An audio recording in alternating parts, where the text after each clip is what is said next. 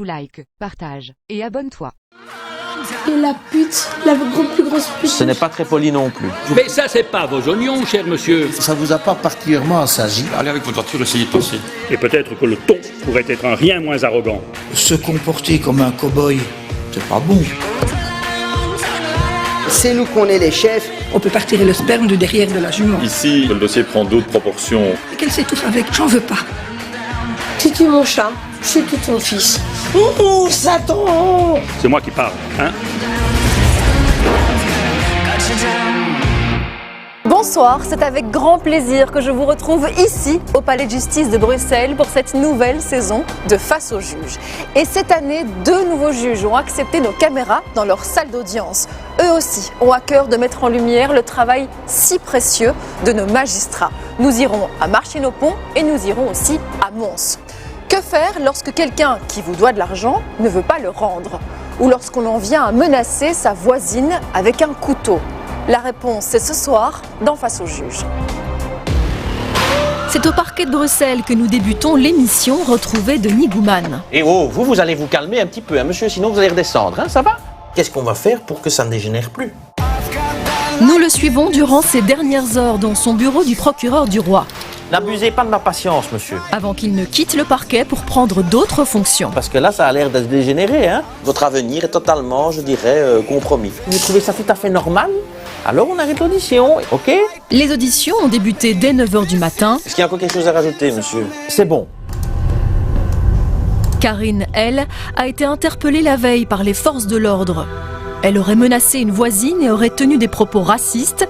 Après avoir passé la nuit au cachot pour se calmer, Karine doit maintenant répondre aux questions du procureur. Il y a une règle, c'est que moi je vais vous expliquer ce que j'ai dans le dossier. Et puis je vous donne la parole. Il faut éviter d'interrompre parce que sinon on ne s'entend pas. Oui. Il y a un différend manifestement depuis quelques mois au niveau du voisinage. Et les choses dégénèrent hier. Il y a eu plusieurs interventions des services de police.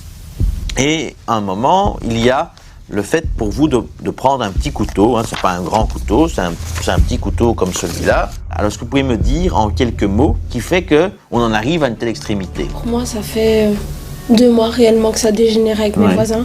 Oui. Tout ça parce que je ne trouvais vraiment pas de logement étant donné que je suis seule avec 4 enfants. Et donc, j'ai eu le droit d'aller à Justice de paix, demander un prolongement, ce que j'ai fait. Et donc depuis que ça a été accepté, les voisins d'en bas, les nouveaux propriétaires, m'ont tiré la gueule, réellement. Et là, ça a dégénéré, ils ont commencé à ne plus vouloir me dire bonjour, tout ça. Moi j'ai continué à dire bonjour. Puis en fait, ce qui s'est vraiment passé, c'est cette semaine-ci. Là, ça a vraiment mal été, tout simplement parce que j'ai trop de soucis, tout ça. J'ai des crises d'épilepsie et j'oublie mes clés. D'accord. Mes clés chez moi. Et donc, il n'y a pas de gens en bas. Et je sonne chez eux. Mais pas la nuit, hein, en journée. Et le plus tard que j'ai sonné, c'est à 8h du soir. D'accord. Et la 3e fois que c'est arrivé sur la même semaine, c'est son fils qui m'a ouvert et il a fait comme ça. Madame, là, il y en a ras-le-bol, ok? Ça fait la 3e fois cette semaine.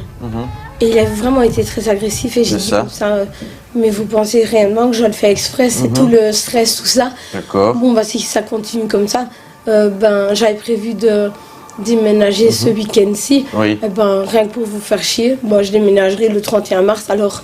Cela fait des mois que la tension est vive entre les voisins. La mère de famille a prévu de quitter les lieux, mais la situation s'est envenimée ces dernières semaines. Karine reproche à ses voisins de faire énormément de bruit, alors qu'avec ses soucis de santé, il est difficile pour elle de le supporter. Hier, en fait, j'avais été hospitalisée, je sais pas, 2 fois déjà pour des crises d'épilepsie. Ils sont pas respectueux du tout dans leur musique, tout ça. Jusqu'à 2h du matin, tous les jours, j'ai jamais porté plainte, jamais appelé la police, je laisse toujours. Hier, j'étais rentrée de l'hôpital et je suis juste descendue sur leur palier, j'ai pas sonné. Et j'ai demandé à la maman, où la porte était ouverte, la chambre, j'ai demandé à la maman, sans le couteau, la première fois, j'ai demandé à ma maman, donc s'il y avait possibilité que son fils descende un peu la musique. Elle s'est retournée avec un regard de... comme ça. Non! Je me suis dit, Bon, après, ça n'allait pas. J'avais vraiment le lit qui tremblait, tout ça. C'est ça. J'avais un mal de tête, j'ai pris un sumatriptan, ça m'a complètement, voilà. J'ai bu du vin. Oui, vous avez fait un cocktail Voilà. pas très recommandable. J'ai pris d'autres médicaments. Oui. J'ai repris du vin. Ça a fait que pour finir, je sais plus qui a appelé la police, si c'est moi ou si c'est eux, je sais plus. Donc c'est eux, madame, puisque madame explique très clairement ici les problèmes qu'elle a eu des menaces aussi, Pour finir, en j'en ai disant eu que vous marre. alliez la tuer, etc. Non, ce qui s'est passé, j'en ai eu marre. Oui, J'ai pris mon chat, ici. oui, Et là, quand j'ai pris mon chat, un super chat, Oui. les lampes, tout noir et blanc, oui. elle a fait comme ça. Ouh, Satan, je vais tuer ton chat. Ah oui. C'est un tigre. Je dis, c'est pas un tigre, c'est un chat noir et blanc. Je vais tuer ton chat. Là, j'ai sorti mon couteau. Enfin, C'est voilà. ça. C'est un couteau qui dépasse pas ça. Et j'ai dit comme ça, tu tues mon chat, je tue ton fils. Ben là, quand j'ai sorti l'arme, elle a hurlé comme une malade. Elle veut m'attaquer. Je dis, je veux attaquer personne. D'accord? J'ai juste dit ça comme ça parce que tu veux tuer mon chat. Ça va? Ne touche pas mon chat, c'est comme mes enfants. J'ai dit, ça va? Tes enfants, tu y tiens? Eh ben moi, je tiens à mes enfants, à mon chat, tout. Oui, bien sûr, Voilà. mais ça, il n'y a pas de, donc, discussion voilà. à ce sujet, hein, Et madame. donc, il s'est jeté sur moi. Il a gardé le couteau et il a voulu aller vers quelqu'un. J'ai dit, je veux blesser personne, je veux pas de sang, je veux pas de violence. Oui. C'est lorsque sa voisine aurait menacé de tuer son chat que Karine a sorti son couteau, mais elle affirme qu'elle ne voulait blesser personne. La voisine a alors appelé la police et elle accuse Karine d'avoir tenu des propos racistes. Vous avez tenu des propos très particuliers, et alors aussi vous expliquez quand ils interviennent que voilà, il y a quand même des insultes racistes envers ces personnes en bas le jour d'avant. et la volonté entre guillemets voilà d'en découdre, je dirais, avec ces personnes qui ne sont pas de la couleur Oui, mais c'était le vous jour préférez. d'avant. Donc ça C'était le jour m'interpelle d'avant. aussi, hein, madame, parce que ça n'a Parce que- absolument pas de raison d'être. Hein. Il faut savoir quand même que je suis pas raciste, étant donné que j'ai travaillé 15 ans à Matungé. Oui, pas madame. Enfin bon, il y a des propos qui sont tenus, Je qui l'ai sont dit désagréables. que Hein. c'était intenable. Je me laisse trop faire. Je me laisse trop faire tout ça. Oui, mais pour- ça n'a rien à voir, madame, quand on dit... De qui? Oui, mais il y a des conflits de voisinage, il y a des problèmes, il y a des clés, il y a de la musique, il y a des problèmes. On ne traite pas les gens de sales nègres. Hein. Oui, mais elle, qu'est-ce qu'elle dit? Oui. Cette putain. Mais pour finir, j'ai dit, et les nègres là? Mais putain, ils me font chier, ces nègres. J'ai des souris. Mais ça ne se dit pas, madame, ce n'est pas Et correct. les putains. Et la pute, la plus grosse pute. Ce n'est pas très poli non plus. Mais les insultes racistes peuvent entrer en tout cas sur le coup de la loi. Donc je vous avertis Mais je aussi. l'ai Genre, dit. oui, mais je vous le dis. Je vous le dis. Une seule fois. Oui, mais c'est Ce une jour-là. fois de trop. Hein, donc ça, je vous le dis aussi. Et quand on dit je vais te tuer, etc., quand les policiers vous demandent, vous confirmez, donc ça commence à devenir inquiétant. Raison pour laquelle vous êtes ici devant moi, madame. C'est très On est bien, d'accord? donc je vais arrêter. D'accord. Et ce que vous avez dit là est problématique. Donc comment est-ce que je pourrais dire que c'est des personnes africaines? On peut pas dire. Si, mais d'abord, il n'y a pas forcément besoin de faire une différence entre les personnes. Et de deux, si vous dites que ce sont des personnes africaines, elles ne rentrent pas sous le coup de la loi. C'est quoi alors? C'est négro que je pouvais pas dire. Notamment, et si vous avez une attitude qui est méprisante ou insultante, notamment en raison de leur couleur de peau, de leur religion, etc. Ça, c'est interdit. C'était sur la colère, sur l'alcool, sur les Oui. médicaments. Alors je vois que manifestement vous êtes plus calme aujourd'hui en tout cas qu'hier. Ça c'est sûr. Oui, mais quand je lis la façon dont vous comportez avec les policiers, À l'arrivée de la police, Karine s'est débattue, mais elle explique que c'était en réponse à la violence des policiers à son égard. C'est affreux ce qu'ils m'ont fait. Mais- C'est affreux ce qu'ils m'ont fait. madame, C'est affreux. Je porterai plainte. vous accusez des policiers Oui. d'avoir commis des faits de mœurs à votre rencontre. Oui. C'est quand même particulier, hein, madame. Non. Il y était plusieurs, il Ouais. n'y a pas... vous tapez la tête contre la carrosserie, vous donnez des coups de pied, vous essayez de les frapper, Ah bah oui. puis C'est la vengeance, monsieur. Oui. Ça se passe d'abord chez moi, il n'y a pas de caméra. Dans la rue. C'est pas parce qu'on est policier, monsieur, qu'on a tous les droits. Bien sûr que non, madame. Ah bah pourquoi est-ce qu'ils se permettent de me tirer comme ça tout le long de mes cheveux?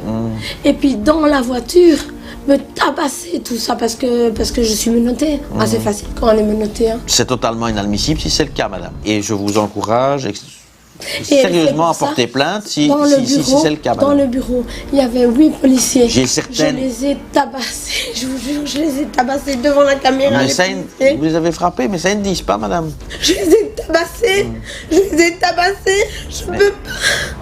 Je sens qu'il y a une fragilité psychologique chez vous, madame, j'entends bien. C'est impossible qu'ils me traitent la plus grosse pute de jet. Je vous assure, madame, que les policiers ne disent pas que vous les avez tabassés. Ils peuvent. Ils ne le disent pas. Hein. Ils peuvent. J'en ai ramassé plein après. Plein. Ils ne disent pas que vous les avez frappés, tabassés, etc. Ils disent que vous êtes débattus, que c'était compliqué de vous maîtriser. Bah oui, mais qu'ils n'ont pas été tabassés ou... Il va porter plainte contre moi, mais il peut. Mais ce n'est pas l'ordre du jour, en tout cas. Au niveau de travail, Je suis inapte au travail, j'ai 2 cancers, j'ai épilepsie, j'ai... Oui, donc là, et donc vous gagnez quand même de l'argent, CPS ou mutuel? Pas CPS. Mutuel. Ok. Il est important, madame, que la situation se calme. Je veux... Dans les prochaines semaines, madame, parce qu'il y a encore un mois, vous dites qu'il y a encore un mois. Je ne tiendrai jamais un mois avec ces gens-là, je veux... me faire aider le plus vite possible pour déménager le plus vite possible. Je veux plus cohabiter. Je pense que madame. Donc je veux d'abord me faire hospitaliser, me soigner, prendre du temps pour moi, me reposer. Parce que c'est impossible de se reposer ici, à la prison, c'est impossible. Bon. Il est évident que ce n'est pas le meilleur endroit pour se soigner, madame. Mais je vous mets en garde, parce que c'est mon rôle et parce que c'est la loi aussi qui le dit. Ce que vous commettez comme fait là, ça vaut jusqu'à 5 ans de prison. Hein. Donc il faut être prudente et ne plus toucher un couteau. Hein. Non. Même parce qu'on ne se sent pas bien, etc. ou qu'on abuse d'alcool, médicaments. Il faut... Je vais l'enlever de mon sac. Plus de couteau. Non. Parce que c'est dangereux pour vous et pour les autres. Hein. Je ne vais plus jamais le mettre dans mon sac, clairement. Plus de couteaux et plus de menaces et d'insultes. On va essayer d'arrêter ça. Hein? Karine doit quitter dans quelques jours son logement. La situation va donc rapidement s'apaiser. Elle promet de ne plus se servir de son couteau pour menacer, mais c'est trop tard, le mal est fait. Mais après, plus de contact. Hein? Et le procureur du roi décide de la renvoyer devant le tribunal correctionnel de Bruxelles pour répondre de ses faits. C'est face au juge Luc Hénard qu'elle devra se défendre. On va patienter un tout petit peu. Nous quittons la capitale pour faire quelques kilomètres et nous retrouver à Mons, découvrir un nouveau magistrat. Maintenant, ça va être à votre tour. Le juge Rudy Gisling est le juge de paix du premier canton. Bonjour, l'audience du premier canton est ouverte. Je ne vais pas vous dire 2 fois la même chose. Hein. Donc je suis le juge de paix. Après avoir passé une grande partie de sa carrière au tribunal du travail... Et il y a eu un avant et un après. Il a pris ses fonctions dans la cité du Doudou en 2019. Vous venez devant moi, c'est très bien, vous me racontez une belle histoire. Un magistrat qui a déjà l'habitude d'apaiser au mieux les conflits dans sa salle d'audience. Attendez, je vois la parole. Vous aurez la parole, vous inquiétez pas. Comment voulez-vous que je croie l'un ou l'autre? Et qui, avec douceur, fera tout pour trouver un accord juste avec toutes les parties. C'est pas comme ça que ça se passe. Il n'y a pas eu d'état des lieux d'entrée non plus. Monsieur, vous écoutez ce que je dis? Le rôle d'un juge de paix, c'est aussi de présider les audiences de conciliation. Vous n'avez pas dialogué? Alors si maintenant vous avez envie de solutionner le problème à l'amiable... Une audience gratuite pour tous les citoyens. Ça c'est pas possible. Bien. Une étape avant le tribunal qui permet de discuter et de tenter de trouver un accord à l'amiable avec l'aide du juge. On est là pour ça, vous voyez, on est un service public, hein, donc... Je vous renvoie la balle. Anne-Marie réclame près de 3 000 € à la jeune Stéphanie. Elle hébergeait les chevaux de la jeune fille, mais celle-ci les aurait repris pour les installer plus près de chez elle sans la prévenir. Elle est venue, elle a cassé les fils. Anne-Marie lui réclame les frais de nourriture impayés et affirme même qu'une des bêtes lui appartenait. Elle demande donc également à Stéphanie de lui rembourser le prix du cheval.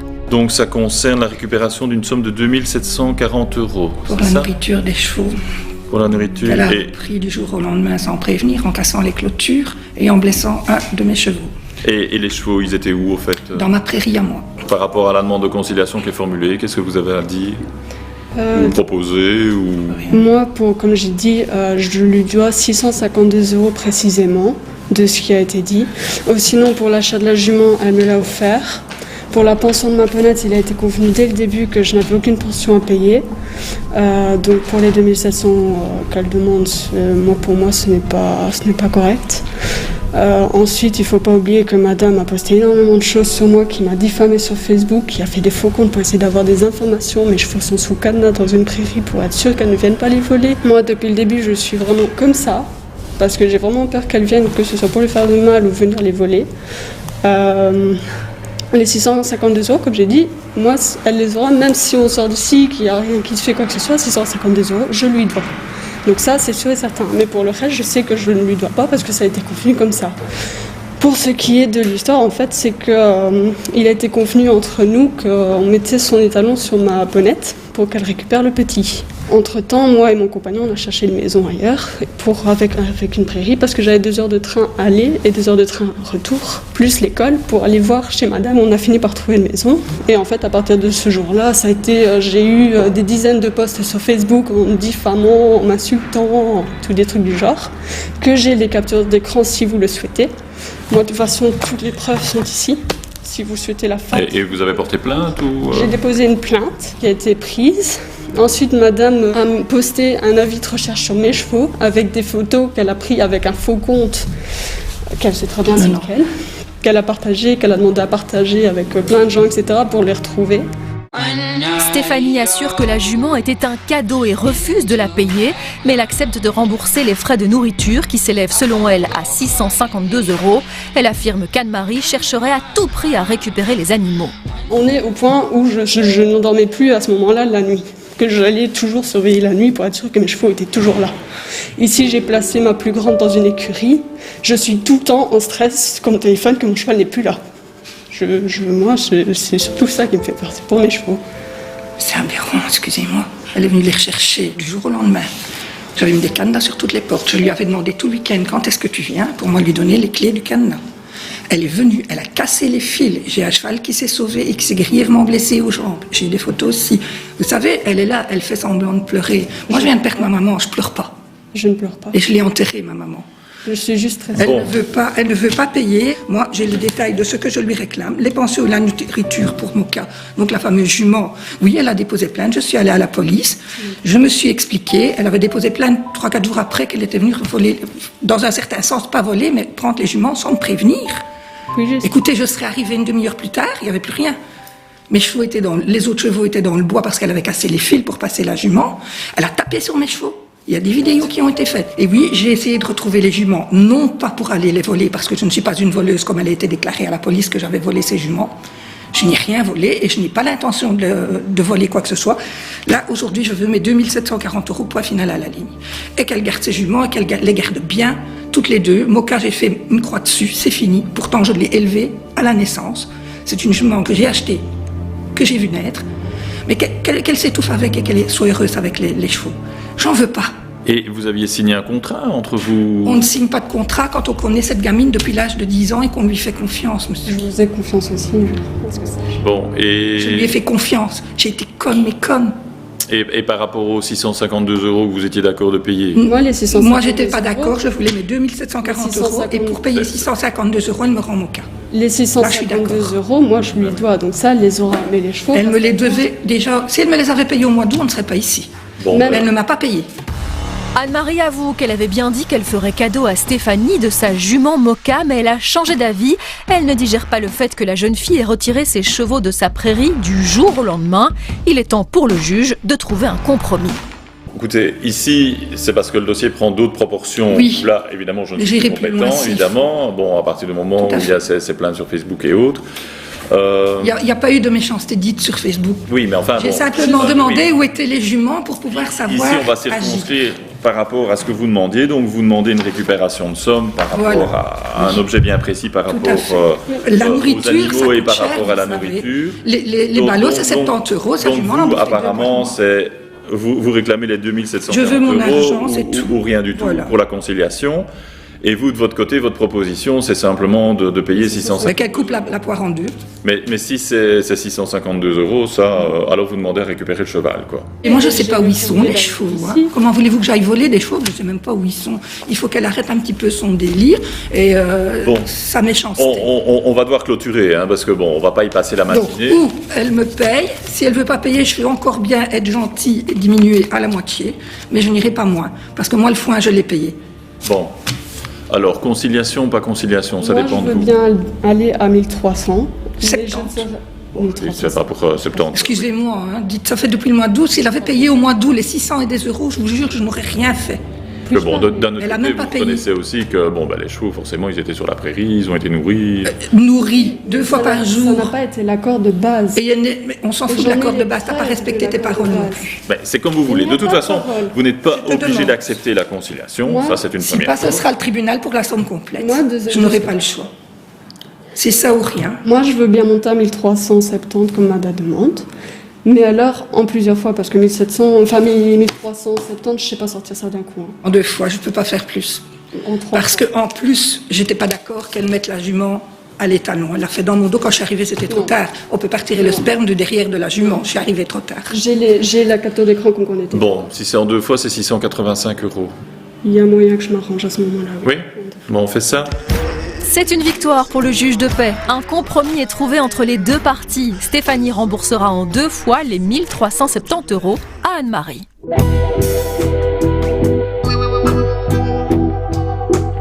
Monsieur le juge, on vient de le voir, vous avez arbitré en quelque sorte l'audience de conciliation, mais rappelez-nous quelle est la différence entre une audience de conciliation et une audience qu'on appelle publique à la justice de paix. Ce qu'il y a, c'est que l'audience de conciliation est une procédure gratuite et rapide. Le juge de paix ne rend pas de décision. En fait, il se contente d'écouter. Il a des connaissances juridiques et en même temps, il a des connaissances, on va dire, psychologiques, et ce qui permet de sentir si les parties veulent aboutir à une solution ou pas. Ce qui est important lors des conciliations, c'est que les parties vont faire certainement des concessions, mais le greffier pourra acter dans un PV le résultat de leur négociation. Ce PV a une valeur de jugement, ce qui veut dire que si une des parties ne respecte pas l'engagement pris, alors à ce moment-là, elles pourront aller devant un huissier de justice qui pourra exécuter ce PV comme un jugement. Merci beaucoup, monsieur le juge, voilà qui est très clair. Merci pour ces précisions. On vous quitte ici à Mons pour rejoindre Verviers et le juge Marco Ossena. À Verviers, nous retrouvons le juge de police Marco Ossena. Venez avec un pied à police la prochaine fois. Et quand on lui demandera pourquoi il a dû donner une fausse identité, on dit c'était pour rigoler. Il a un humour particulier. À ses côtés, Alain Boniver, premier substitut du procureur du roi de Liège. Ça veut dire clairement que vous n'en avez rien à faire. Face à eux, les contrevenants, ceux qui ne respectent pas le code de la route. La prise de bec de tout à l'heure n'influencera pas ma décision. J'avais des nouvelles chaussures avec des grosses semelles et je me suis trompé de pédale. Chaque année, ils sont toujours aussi nombreux, tout comme Denis qui a été flashé à 110 km/h au lieu de 50 en agglomération, mais il conteste l'amende. Je vous livre ses propos. Il dit « Il est impossible que la vitesse constatée soit juste. Je connais la région et jamais je ne roulerai à une telle vitesse en agglomération. C'est de la folie. » Il invoque une défaillance de l'appareil. Puis, vu l'endroit, il est quasi impossible de parvenir à une telle vitesse en sortant du village d'Henri-Chapelle, à moins d'avoir un avion monté avec des ressorts, vu les ralentisseurs qui suivent. Et pourtant, l'appareil a bien mesuré votre vitesse et c'est pas votre coup d'essai puisque c'est vrai, c'est pas tout récent. 2002 à Celle, roulage. Denis affirme que le radar qui a flashé sa voiture à 110 km/h au lieu de 50 était défaillant. Mais le procureur du roi rappelle qu'il a déjà eu des amendes pour excès de vitesse. Encore 2002, 3 faits de roulage. Ça vous a pas particulièrement assagi. Ce qui ne joue pas en sa faveur, il demande donc 480 € d'amende et 1 mois de retraite permis. Vous créez un danger impressionnant en roulant à des vitesses aussi élevées dans une zone 50. Si je l'étais, oui, tout à fait. Je n'ai rien à rajouter, seulement que je suis chauffeur pas lourd et que pour l'instant je suis en médiation d'être après une séparation, des frais de tribunaux. Donc, je garde au moins mon permis camion, quoi. Mais oui, je peux comprendre vos arguments, ou vos moyens de défense plutôt, mais ça, ce sont des choses que vous savez. Vous êtes en médiation d'aide, vous vous mettez en situation d'aggraver votre situation. Non, je n'étais pas au cours. Oui, d'accord. Enfin, vous ne deviez pas être florissant en 2020, en juin 2020, si aujourd'hui vous êtes en médiation de dette. La situation ne s'est pas dégradée en 3 mois au point de vous mettre en médiation de dette. Si. D'accord. Et que vous êtes chauffeur de poids lourd, vous ne l'étiez peut-être pas encore à l'époque non plus. Si, je l'étais. Vous aviez un permis C. S'il vous plaît, CE. Vous avez un permis C. CE, oui. Donc, vous savez aussi qu'il y a des règles qui s'imposent à tout le monde. Tout à fait. Vous savez que se comporter comme un cow-boy, c'est pas bon. Non. Si vous faites ça avec 40 tonnes derrière vous, je me pose des questions. Non, mais j'ai jamais protesté quand j'ai eu tort, mais là, c'est impossible. Il y a un ralentisseur qui fait 80 cm de haut. Si je passe à 120... Qui fait quoi? Qui fait 80 cm de haut. Enfin, j'exagère, mais le ralentisseur, il est comme ça. Un ralentisseur, 80 cm, c'est un mur, alors. Peut-être pas 80 cm, mais il est gros, donc vous pouvez aller avec votre voiture et essayer de passer. Denis certifie que le radar était situé juste derrière un casse-vitesse et qu'il est donc... C'est pas possible. Impossible qu'il soit passé à 110 km/h dans cette zone. C'est infaisable. Mais ces arguments vont-ils faire mouche? Le fait de dire n'est pas une explication. Que peut-il exiger du tribunal pour prouver la défaillance du radar? Dans un instant, vous découvrirez si Denis avait raison de maintenir ses propos. On va tout vérifier. Vous pouvez vous mettre en difficulté en faisant ça. C'est votre droit, hein, mais... Vous connaîtrez la peine de Karine, qui a menacé sa voisine à l'aide d'un couteau. Si tu es mon chat, c'est tout ton fils. C'est un comportement tout à fait normal. Et nous retrouverons le juge Luc Hénard confronté à un homme... Mais ça, c'est pas vos oignons, cher monsieur. ...qui est accusé d'avoir frappé des policiers lors d'un contrôle. C'est nous qu'on est les chefs. Vous dites que ce sont des menteurs. Oui. C'est moi qui parle, hein.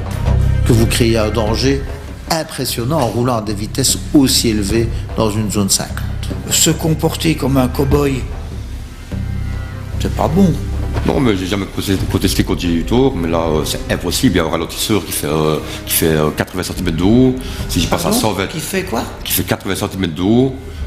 Enfin, j'exagère, mais le ralentisseur, il est comme ça. Un ralentisseur, 80 cm, c'est un mur, alors. Peut-être pas 80 cm, mais il est gros, donc... Vous pouvez aller avec votre voiture et essayer de passer. C'est impossible. Mais je présume que vous n'êtes pas flashé quand vous passez sur le ralentisseur. Mais il est quelques mètres juste derrière, à droite. Juste derrière, vous avez bien vu le radar à ce moment-là. S'il vous plaît? Vous avez vu le radar et non, vous mais avez sur le été TV, il flashé. était marqué le numéro, la maison devant laquelle il stationnait. Je suis retourné voir et c'est infaisable. C'est infaisable. Et pourtant, l'appareil l'a mesuré. Bon, je n'ai jamais protesté un PV que ce soit, mais là... Donc c'est pas bon. On peut faire produire la photo et le certificat d'étalonnage de l'appareil radar. On peut, oui. On peut. Si vous ne le demandez pas et que vous n'estimez pas que c'est nécessaire... Moi, je dis que c'est impossible de passer qui relate les constatations. Oui, mais vous dites. Le fait de dire n'est pas une explication. J'ai essayé de repasser le plus vite possible et c'est pas possible. Et vous n'êtes pas arrivé à passer à ça. À 60 km/h avec une Opel Corsa qui est ça plus haute que ma voiture, je touche. Donc avec 120 avec ma voiture qui est beaucoup plus basse. Vous avez arraché le carter de la Corsa? S'il vous plaît? Vous avez arraché le carter? J'ai bien touché, oui. Oui. Paf. C'était une vieille Corsa. C'était pas la mienne. Mais monsieur, vous dites pas mal de choses, mais on va tout vérifier. Parce que si vous allez par là, on va tout vérifier. Mais dites-vous bien une chose, c'est que vous pouvez vous mettre en difficulté en faisant ça. C'est votre droit. Hein, mais... J'assume, j'ai dit que c'est impossible, je maintiens que c'est pas possible. Je doute quand même que les verbalisateurs placent un radar à 30 mètres d'un ralentisseur. Je pense que ça n'a pas de sens, mais nous verrons. Je ne sais pas si vous connaissez le coin, c'est juste sur les remorques de Kers. Enfin, généralement, un radar se place certes là où il y a danger, mais aussi là où il peut constater les infractions. Devant un ralentisseur, on constate déjà beaucoup plus difficilement les infractions. Il est après le ralentisseur, pas avant. Le radar? Oui. Non, je vous assure. Votre voiture n'aurait pas accéléré assez pour être à cette vitesse-là, après le ralentisseur, c'est ça? Non, elle va pas assez fort quand même. Non, c'est pas un avion. Bien. Alors, on produit la photo? On dit pas la photo? On réclame la photo? Oui, on réclame la photo. Allez. Denis a demandé la photo de sa voiture et le certificat d'étalonnage de l'appareil qu'il a flashé à 110 km/h au lieu de 50. Quelques semaines plus tard, la décision est tombée. Il était bien en infraction. Il repart donc avec 600 € d'amende et 1 mois de retraite permis. On prend la direction de la capitale, retrouver la salle numéro 12 du palais de justice de Bruxelles. Monsieur est là. C'est ici que le juge Luc Hénard préside son audience en correctionnel. C'est pas lui. Ah, excusez-moi. Ah oui, non, ce n'est pas monsieur. Un juge spécialisé dans les audiences de procédure accélérée. J'aimerais bien avoir les preuves. Les prévenus qui doivent rendre des comptes à la justice sont convoqués en moins de 3 mois au tribunal. Si je n'ai pas les preuves, je serai de mauvaise humeur. Une prouesse dans un système judiciaire qui manque de moyens et peine à tenir la cadence. Attendez là, monsieur, attendez. Bien. Parfait. Oui, excusez-moi, mais il y en a un peu, beaucoup. Bien. Dans la première partie de l'émission, on va patienter un petit peu. Nous avions suivi l'audition de Karine au parquet de Bruxelles. Il y a un différend manifestement depuis quelques mois au niveau du voisinage. La mère de famille avait été arrêtée après une altercation avec ses voisins. Quand j'ai pris mon chat, oui. Elle a fait comme ça. Ouh, Satan, je vais tuer ton chat. Et j'ai dit comme ça, tu tues mon chat, je tue ton fils. Karine avait sorti un couteau et menacé sa voisine de tuer son fils. Ben là, quand j'ai sorti l'arme, elle a hurlé comme une malade. Elle veut m'attaquer, je dis je veux attaquer personne. D'accord ? Elle avait également tenu des propos racistes. Et les nègres là. On ne traite pas les gens de sales nègres, hein. Oui, mais elle, qu'est-ce qu'elle dit ? Et la pute, la plus grosse pute. Ce n'est pas très poli non plus. Mais les insultes racistes peuvent entrer en tout cas sous le coup de la loi. Je sens qu'il y a une fragilité psychologique chez vous, madame, j'entends bien. Le procureur du roi, Denis Gouman, avait choisi de renvoyer Karine devant le tribunal correctionnel pour qu'elle se défende face au juge, éprouve sa bonne foi et son envie de se reprendre en main. Mais Karine ne se présentera pas et écopera par défaut de 1 an de prison avec un sursis de 3 ans. Bien, je vais continuer mon petit tour de chemin. Oui. C'est au tour d'Ekin de se présenter. Le jeune homme de 23 ans est accusé d'avoir frappé des policiers. Les forces de l'ordre contrôlaient un de ses amis pour non-port du masque lorsqu'Ekin est arrivé avec une bande de copains pour s'en mêler. Quelle est votre position par rapport à ce qu'on vous reproche aujourd'hui ? Je suis d'accord avec vous. J'ai repoussé un policier. Vous n'avez pas que repoussé, hein. Il y a également des coups. Hein. Il n'y a aucun coup. Il y a un coup, ça c'est ce que vous dites, mais les policiers n'ont pas l'air d'être d'accord. Mais il y a des caméras de surveillance. Il y a les caméras, mais il y a aussi les policiers. Vous dites que ce sont des menteurs. Oui. Vous dites que ce sont des menteurs. Je ne suis pas d'accord avec ce qu'ils disent. Ne pas être d'accord, ça c'est une manière édulcorée de dire les choses. Si vous dites que ce qu'ils racontent n'est pas vrai, vous dites aussi que ce sont des menteurs. C'est pas sorti de ma bouche. Comment c'est pas sorti de ma bouche ? Ben, je n'ai pas dit que c'était des menteurs. Ce qu'ils ont dit, c'est pas tout à fait vrai, mais ils ne mentent pas. Alors ils font quoi ? En fait, moi, on m'a repoussé, du coup, moi, je me suis rentré en danger. Oui, et ça aussi, bien entendu. Alors, je vais quand même vous le rappeler, hein, puisque vous avez l'air de considérer que votre comportement en l'espèce est un comportement tout à fait normal. De base, j'avais pas de brassard, ni d'uniforme.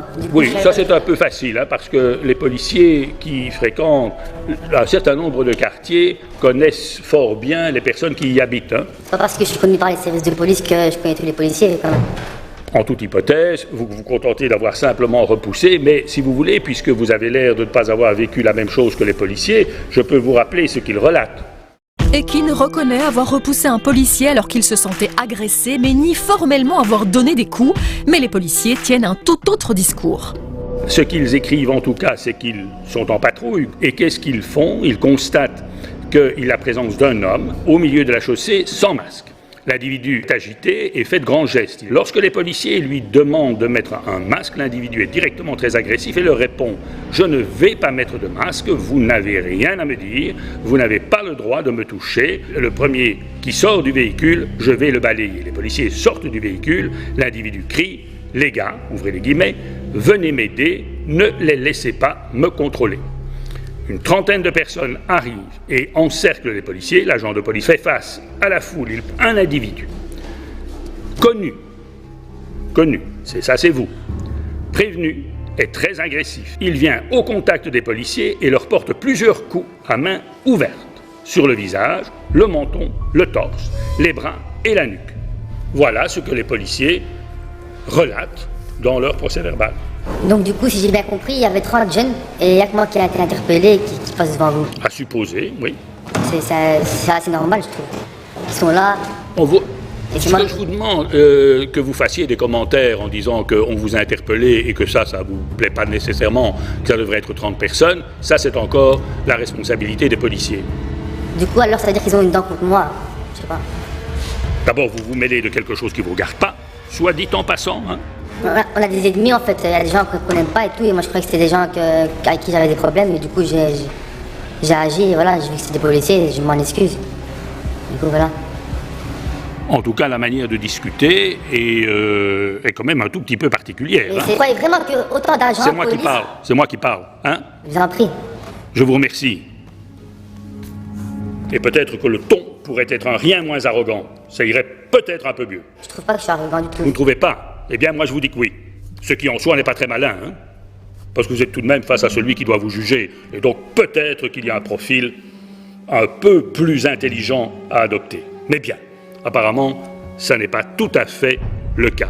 Moi, ce que je vous demande, c'est par rapport à des choses extrêmement précises, pourquoi ces policiers décrivent votre comportement. Je vous répète, vous vous mêlez d'une question qui ne vous regarde pas, et puis ça tourne comme ça.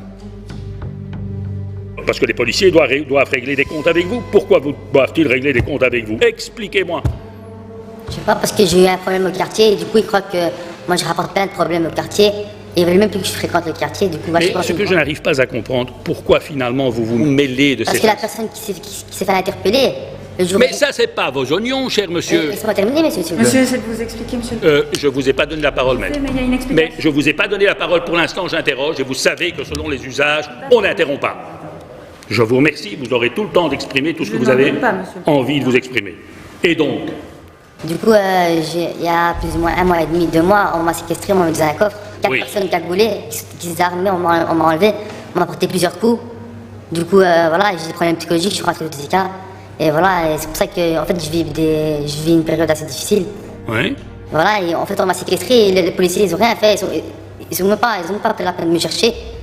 Voilà, parce que quand il s'agit de chercher des dealers et tout, ça les attrape direct, mais quand c'est des affaires comme ça, sérieux et tout, comme pour 20 coups de crosse sur mon visage, quand c'est des gens équipés, cagoulés et tout, il n'y a personne qui intervient. Après, on dit que c'est de ma faute, alors que j'étais victime. Oui, mais enfin, encore une fois... Mais bon, on parle pas de ça, mais je vous dis que ça, c'est dû à ça. Ce que je vous dis, c'est que je ne connais pas ces circonstances-là. Ça, je ne connais pas. 3 mois avant les faits, en pleine rue, Ekin avait été enlevé par des hommes cagoulés et armés qui l'ont forcé à monter dans le coffre d'une voiture avant de l'emmener plus loin pour le tabasser. Ekin en est ressorti traumatisé, ce qui, selon lui, expliquerait son comportement face aux policiers.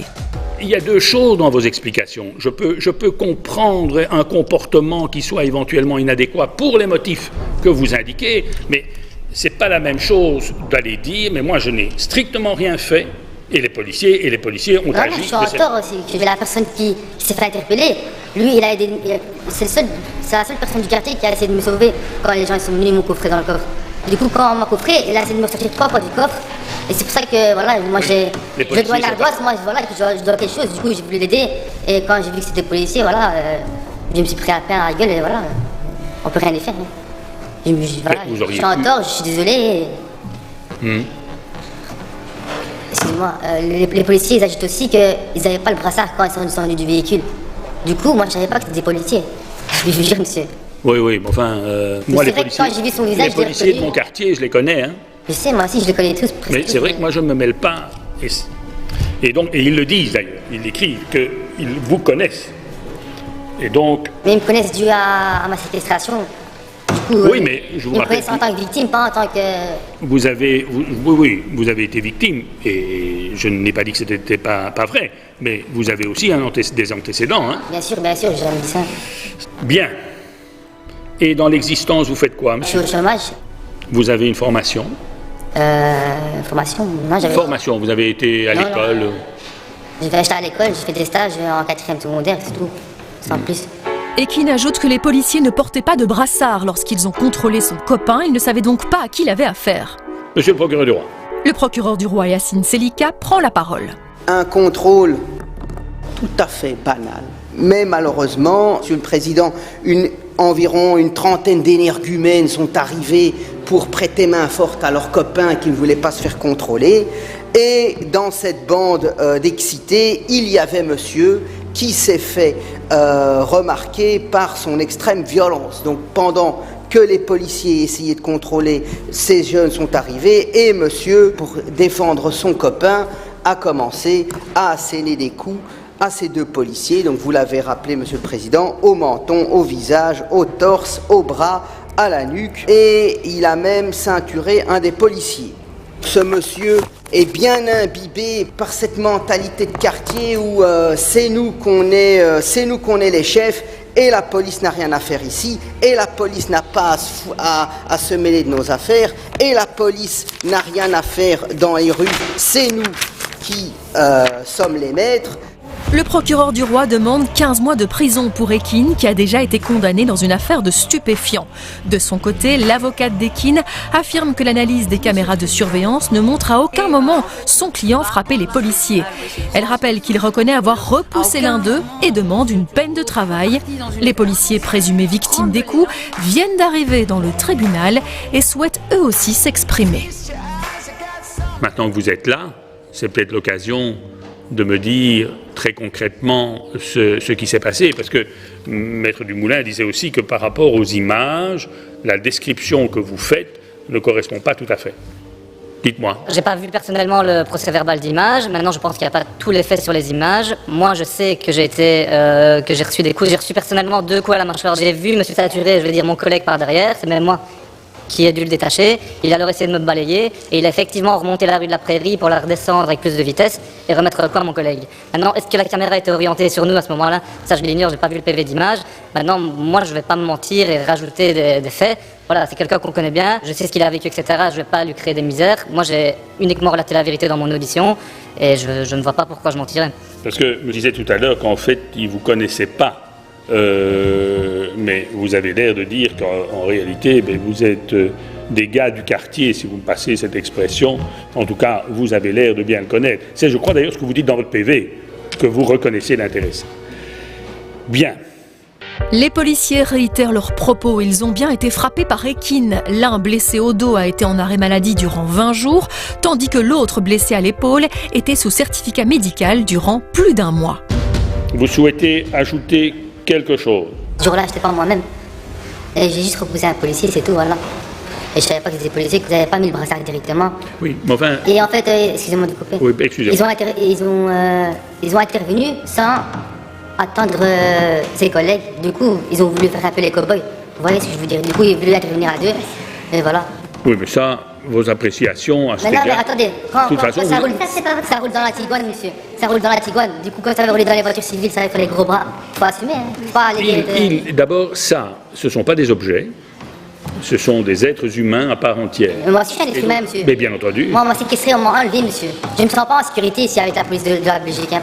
Ekin estime que les policiers ont joué au cow-boy en contrôlant son copain sans même attendre les renforts. Il compte sur son avocate pour le sortir de ce mauvais pas. Vous avez tout dit? Oui, de toute façon, j'ai un bon avocat. Ça, vous devez peut-être attendre mon jugement avant... Non, je suis sûr de l'être, ne vous inquiétez pas. Payez pas pour rien, monsieur, d'argent. Mais Dumoulin, attention à votre déclaration fiscale. Le juge va-t-il accorder cette peine de travail ou suivre le procureur du roi qui demande 15 mois de prison? Finalement, Ekin est reconnu coupable pour les coups, mais obtient une peine de probation autonome de 2 ans. Monsieur le Président, on vient de l'entendre, c'était la parole de l'un contre celle de l'autre, mais est-ce que la parole des forces de l'ordre a plus de poids devant la justice que celle d'un citoyen, on va dire, ordinaire? La réponse est non. Une déclaration d'un policier par rapport à une déclaration du citoyen, eh bien, elles ont exactement la même valeur. Petite nuance qu'il faut apporter par rapport à ça, c'est les procès-verbaux. Eh bien, un procès-verbal établi par un policier, en règle générale, vaut à titre de renseignement. Et le contenu de ce procès-verbal peut être débattu librement devant le juge. Il y a à cela une exception, ce sont les procès-verbaux établis en matière de roulage qui ont une valeur probante particulière puisqu'ils valent jusqu'à ce que la preuve du contraire soit établie. Merci beaucoup, Monsieur le Président. Merci pour ces précisions. C'est ici que l'on se quitte, mais on se retrouve...